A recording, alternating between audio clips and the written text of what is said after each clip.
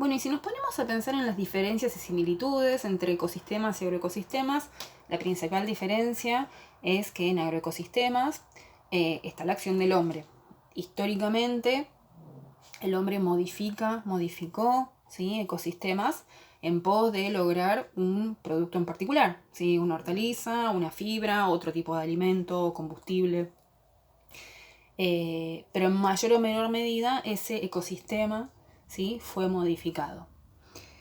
Otra diferencia es cuál es el principal ingreso de energía al sistema. ¿Sí? En los ecosistemas el principal ingreso de energía es el de la radiación solar, ¿sí?, que es el que es captado por los vegetales y en los ecosistemas acuáticos por las algas. Y en los agroecosistemas, dependiendo cómo es planteado ese sistema, hay otros ingresos de energía, ¿sí? Y cuanto más artificializados están esos sistemas, mayor es el ingreso de energía. Cuando hablamos de ingreso de energía podemos hablar de fertilizantes, ¿sí?, de herbicidas, de insecticidas, que son aportes de energía al sistema. Otra diferencia entre sistemas y agroecosistemas es la productividad neta. En ecosistemas naturales, la productividad neta tiende a ser cero, ¿sí?, porque esos ecosistemas tienen un proceso sucesional que tiende a la estabilidad, a lo que se llama clímax, donde esa productividad, ¿sí?, tiende a ser cero. Y en los agroecosistemas, en cambio, lo que se busca es justamente maximizar esa productividad, esos kilos de biomasa por unidad de superficie y por unidad de tiempo, ¿sí? Y respecto al estado sucesional de un agroecosistema, suelen estar en los primeros estados, ¿sí?, ser sistemas muy inestables, ¿sí?, porque uno está, produciendo, por ejemplo, una lechuga, un tomate, y cuando el ciclo de ese cultivo finaliza, uno cosecha, ¿sí?, y vuelve a ese estado sucesional inicial del sistema. Otra diferencia bastante grande es la variabilidad genética que tiene un ecosistema versus un agroecosistema, ¿sí?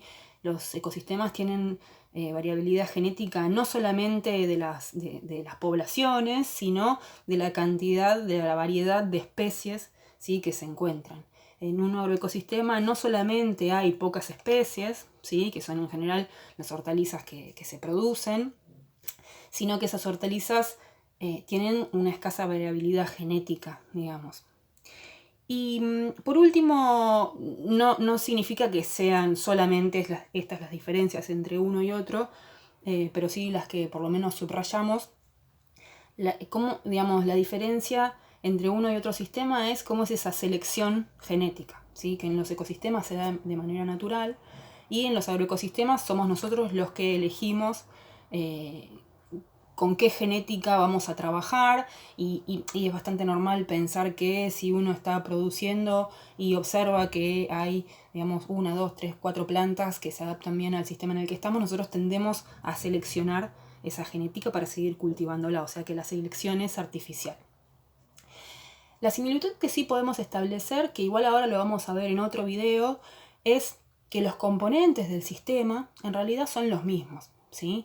Los componentes, ¿a qué nos referimos? A los productores primarios, que son las plantas, ¿sí?, en el caso de los sistemas terrestres, a los consumidores primarios, ¿sí?, y a los consumidores secundarios. Los componentes son los mismos. Ahora, ¿cómo van a estar distribuidos esos componentes, ¿sí?, en el sistema nuestro, en el agroecosistema nuestro? Eso sí, lo que se diferencia. No me quiero olvidar del componente suelo, que también está presente en los dos tipos de sistema. Pero ahora vamos a ver un poco esos componentes, ¿sí?, y cómo van cambiando e interactuando, ¿sí?, en función de las tecnologías que tomemos.